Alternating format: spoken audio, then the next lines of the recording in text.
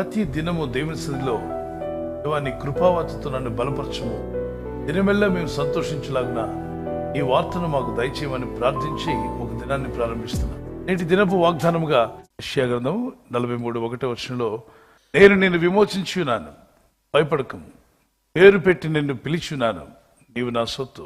Fear not, for I have redeemed you. God himself is saying to all of us, those who believed in Jesus Christ, he says, you are mine, you are my child. నీవు నా కుమారుడివి, నా కుమార్తెవు, నీవు నా సొత్తై ఉన్నావు గనుక భయపడకము, నేను నిన్ను విమోచించున్నాను. యేసుక్రీస్తునందు విశ్వాసం ఉంచిన ప్రతి ఒక్కరూ కూడా విలువ పెట్టి కొనబడినవారు. మనం ఆయన సొత్తై ఉన్నాము. ఆయన మనల్ని విమోచించాడు. మీ దేహము దేవుని వలన మీకు అనుగ్రహింపబడి మీలో నుండి పరిశుద్ధాత్మకు ఆలయమై ఉన్నదని మీరు మీ సొత్తు కారు, నా సొత్తు అంటాడు. అంటే మనము మన సొంతం కాదు, మనం దేవుని సొంతమై ఉన్నాము. యేసు ప్రభు రక్తం ఇచ్చి మనల్ని కొన్నాడంట. చెరలో నుండి మనల్ని విడిపించాడు. ఎవరి చెరలో మనం ఉన్నాం? ఎరవేసి పట్టుకుంటుంది ఒక పక్షి. ముందు వేసింది అది ఎర తీసుకొచ్చి వేస్తే ఎర తినడానికి వచ్చింది చేప, అంతే అమాంతంగా పట్టేసింది. చేపలు పట్టే జాలడికి తెలివితేటలు ఎక్కడుండి వచ్చాయా అనుకుంటున్నాం. ఇదిగోండి దీని దగ్గర నుండే నేర్చుకున్నారేమో. ఎర వదిలింది ఎక్కడుండో తీసుకొచ్చి ఆ ఎర తిందాము కదా అని వచ్చింది చేప. అమాంతంగా బయట ఉన్నటువంటి సాతానుడు వెళ్ళి పట్టేసాడు వాటిని. చూడండి, ఆ చేప పాపం ఎర్రను చూసుకుంది కానీ ఎర్ర వెనక దాగి ఉన్నటువంటి శత్రువును చూడలేకపోయింది. అపవాది ఒక ఎర్ర వేసి మనల్ని పట్టుకున్నాడు. పట్టుకొని మనల్ని ఈడ్చుకుపోవడానికి తప్ప ఏమాత్రం మనల్ని విడిచిపెట్టడానికి మనమే కనికరం లేదు వాడికి. ఒక పక్షికే ఇంత ఎర్రబెట్టే స్వభావం ఉంటే సాధారణుడికి ఎంత ఘోరమైన వాడు. ప్రతి యవన కుమార్తెకు ఒక ఎర్ర వేస్తున్నాడు, ప్రతి యవన కుమారుడికి ఒక ఎర్ర వేస్తున్నాడు. రా, బయటకు వచ్చా, ఇంట్లో నుండి వచ్చేసాయి, చదువుల నుండి బయటికి రా, భక్తుల నుండి బయటికి రా, దేవుని కాపుదల నుండి బయటికి రా, నీ లైఫ్ ఎంజాయ్ చేయొచ్చు అంటాడు. ఒక ఎర్ర వేస్తాడు. ఇదేదో బాగుందిలే, ఎవరు చూస్తారులే అని చెప్పి వెళ్ళిన వెంటనే ఇదో కొంగ ఏం చేసిందో తెలుసు కదా, అమాంతంగా పట్టి లాగివేసి మింగివేస్తున్నట్టుగానే దుష్టుడైన అపవాది అందరినీ లాగివేస్తున్నాడు. వయసు భేదం లేదు వానికి, ఎంతటి వాడినైనా లాగేస్తాడు, ఎటువంటి స్త్రీనైనా లాగేస్తాడు. అందుకే వాడి చేతిలో పడకుండా ఉండడానికి సాతాను ఎరకు గురి కాకండి. కొందరిని మందు బాబులను మందుతో పట్టేశాడు.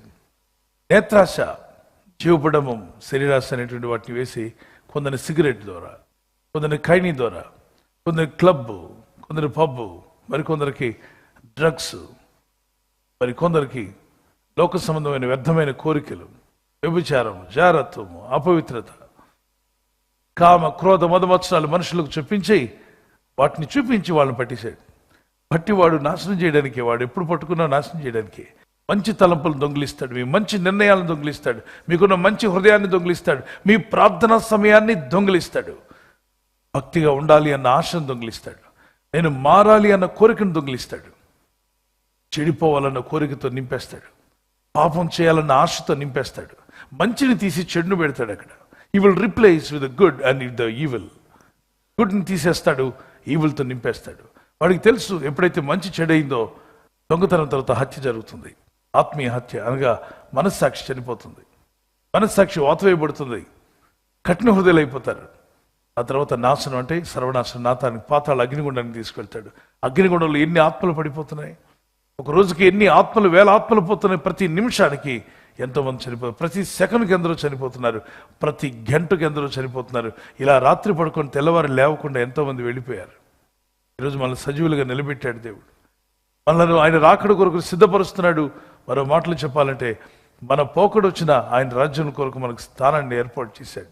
పావురాల్ని, పక్షులను పట్టుకెళ్తున్న వేటగాడు వాటన్నిటిని తీసుకుని వెళ్తుంటే పక్కన వచ్చిన రైతు అడిగాడు, బాబా పక్షులను విడిచిపెట్టి అవి ఏడుస్తున్నాయి కదా, వాటి పిల్లలు ఉంటాయి ఇంటి దగ్గర గుడ్లను పొదుగుతున్న పక్షులు కూడా ఉన్నాయి, వీటిని ఈడ్చుకుపోయి ఏం చేసుకుంటామంటే, సార్ నేను ఎరవేసి పట్టుకున్నాను, 10 రోజులు గింజలు చల్లి ఆ నా గింజలకు అవి లోబడి వచ్చి తినడం ప్రారంభించాయి, ఇప్పుడు వాటిని ఊరి బిగించి తీసుకుపోతున్నాయి, ఏం చేస్తావయ్యా? తీసుకువెళ్ళిన భార్యకి ఇస్తాను, ఆమె వాటిని కోసి కట్ చేసి మరి పక్షి మాంసం యొక్క పిక్కలు చేస్తుందట, పచ్చడి చేస్తుందని. చాలా బాధపడి అంటాడు రైతు, ఒక పని చేయి, విడిచిపెట్టాలంటే నేనేం చేయాలో చెప్పు, వాటిని వదిలేయాలంటే 2 లీటర్ల బ్లడ్ నువ్వు నాకు ఇవ్వాలి, రక్తం ఇస్తే వదిలేస్తావా? ఎస్.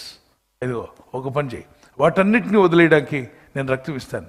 అప్పుడు అతను అంటాడు, నువ్వు వీటిని తీసుకొని ఏం చేసుకుంటావు? నువ్వు కోసుకొని తింటావు, నేను కోసుకొని తిన్నాను. మరి ఏం చేస్తావు?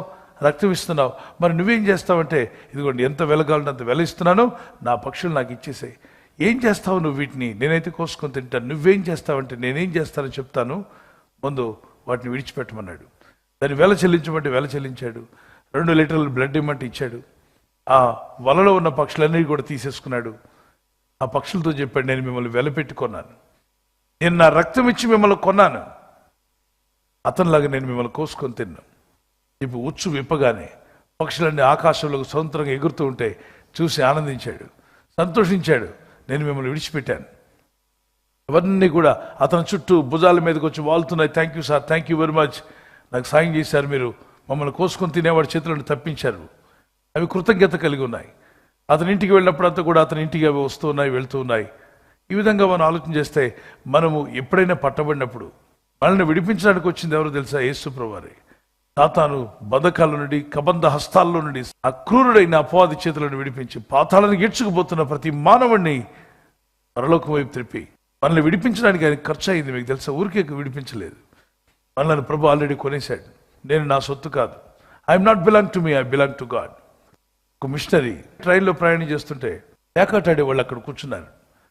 వాళ్ళు పేకాట ఆడుతుంటే ఇతను పక్కన బైబిల్ చదువుకుంటున్నాడు. వాళ్ళు అడిగారు, హలో, హాయ్, నువ్వు కూడా మాలాంటి యవనస్తుడివే, వచ్చి పేకాడొచ్చు కదా, 3 ముక్కలాట ఆడదాం రా అంటే అన్నాడు. ఓకే, నాకు కాళ్ళు లేవన్నాడు.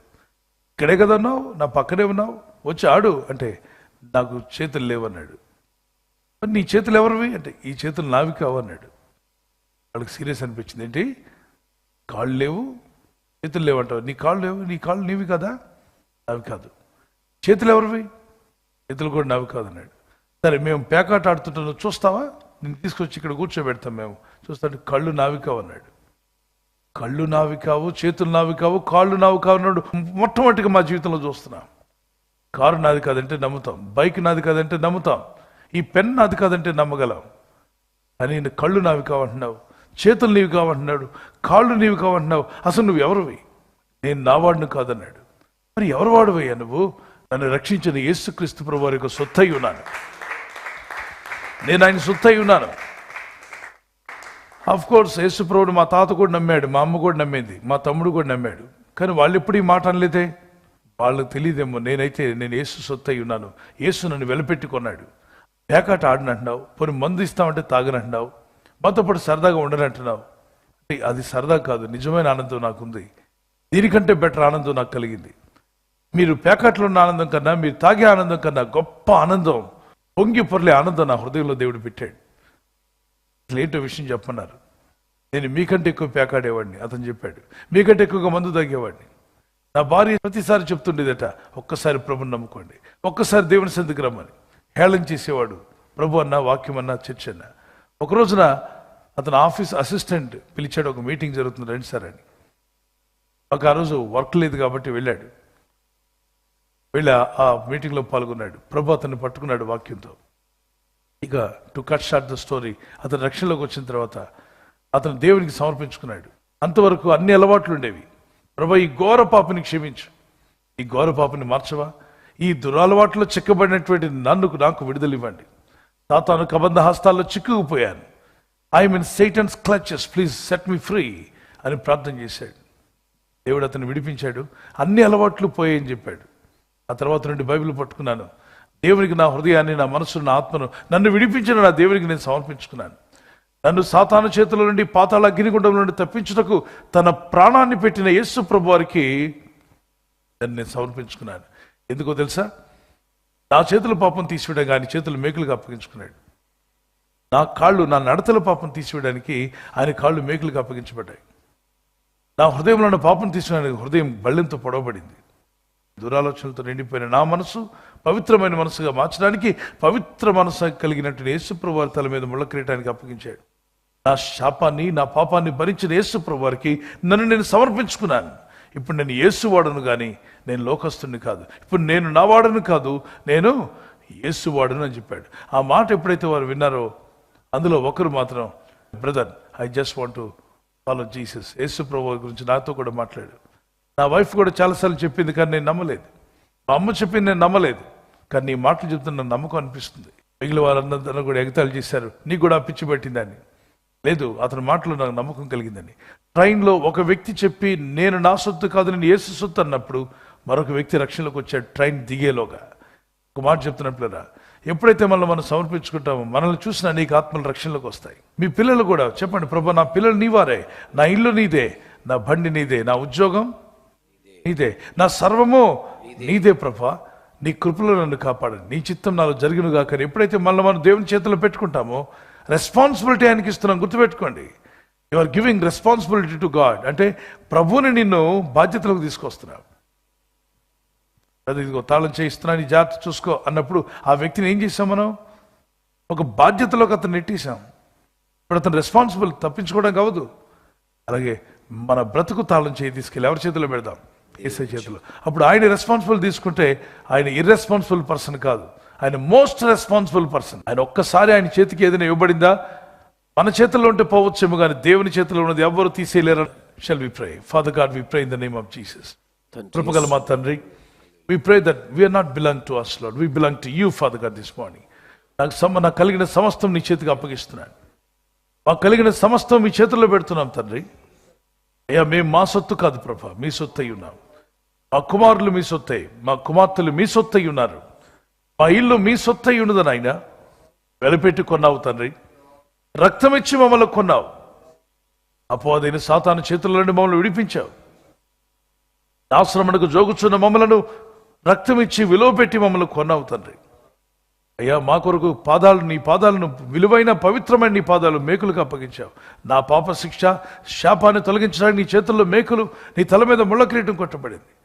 ఎందుకంటే ప్రతి మానవుడిని విడిపించాలని, ప్రతి మనిషికి రక్షణ భాగ్యం ఇవ్వాలని, మోక్ష భాగ్యం కలిగించాలని మీ సర్వాన్ని త్యాగం చేసిన మా యేసు ప్రభా, ఇక నుండి మా చేతులు మావి కావు, మీవే నాయన. మీ సేవ చేసే చేతులుగా మార్చుకునండి. ఈ హృదయం నాది కాదు, నీదే నాయన. ఈ హృదయంలో చీకటి ఉండడానికి వీల్లేదు, చీకటి ఆశలు, చీకటి కోరికలు ఉండడానికి వీల్లేదు. ఈ హృదయంలో మీరే నివసించండి, మీరే నడిపించండి. మా తల మాది కాదు నాయన, మీదే. ఈ రెండు మా తలంపులు నీ శోధనలో పెట్టుకోండి, మా ఆలోచనలు మీ శోధనలో పెట్టుకోండి. మా ఉద్యోగాల్లో కానీ, మా పనుల్లో కానీ, వ్యాపారంలో కానీ, మా కుటుంబాల్లో ఏ పని జరుగుతున్నా అది మీ శోధనలో ఉంచుకోమని పెట్టుకుంటున్నాం. మమ్మల్ని అందరినీ మీ చేతికి అప్పగిస్తున్నా. ఈ బలమైన హస్తంతో వారిని బలపరిచి, ఆశ్చర్యమైన నీ చేతులతో వారికి ఆశ్చర్యకార్యాలు జరిగించి, వారి కన్నీళ్లు తుడిచివేసి, ఆదరించి, ఓదార్చి, నిలబెట్టి, నడిపించుకుని మీరే మహిమ పొందుకోమని యేసుక్రీస్తు పరిశుద్ధ నామములో అడుగుచున్నాను పరలోకపు తండ్రి, ఆమేన్. బర్త్డే జరుపుకునే వారికి వాగ్దానము ఇర్మీయా గ్రంథం 30:17 నేను నీకు ఆరోగ్యం కలుగు చేసేదను, I will restore you to health. ఈ వాగ్దానం మీ పట్ల నెరవేర్చి దేవుడు మీకు మంచి ఆరోగ్యాన్ని ఇచ్చి ఆయురారోగ్యములతో దీవించును గాక. Happy birthday to you, many more returns of the day, God bless you. Anniversary జరుపుకునే వారికి many more returns of the day, God bless you. Wish you all the best. భార్యాభర్తలని మీ ఇద్దరు ఆదర్శ దంపతులుగా ఉండాలని, మరి భర్త భార్యను ప్రేమించాలి, భార్య భర్తకు లోబడాలన్న వాక్యానికి చిన్న వాక్యాలు, ఆ వాక్యాలకు లోబడడం వల్ల మీ కుటుంబం అద్భుతంగా ఉంటుంది, ఆశీర్వదించబడుతుంది. మీకు ఇచ్చిన వాగ్దానము పెళ్లి రోజు యానివర్సరీ జరుపుకునే వారికి కీర్తన 2:8 Psalms 2:8 నన్ను అడుగుము జనములు నీకు స్వాస్థ్యముగాను, భూమిని దిగంతముల వరకు సొత్తుగాను ఇచ్చేది. అంటే అడిగితే ఇస్తా అన్నాడు దేవుడు. అడగండి, మీ ఇంట్లో ఏ లోపం ఉన్నా, ఏ ఇబ్బంది ఉన్నా అడగండి. భర్త మారాల్సి ఉంటే అడగండి, భార్య మారాల్సి ఉంటే అడగండి, పిల్లలు మారాల్సి ఉంటే అడగండి, పిల్లలు కావాల్సి ఉంటే అడగండి. ఈ జీవితాలు ఈ విధంగా ఈ వాగ్దానం ద్వారా దీవించబడి ముందుకు వెళ్ళాలని మీ కొరకు ప్రార్థన చేస్తున్నాను. God bless you. ప్రభు మిమ్మల్ని ఆశీర్వదించును గాక.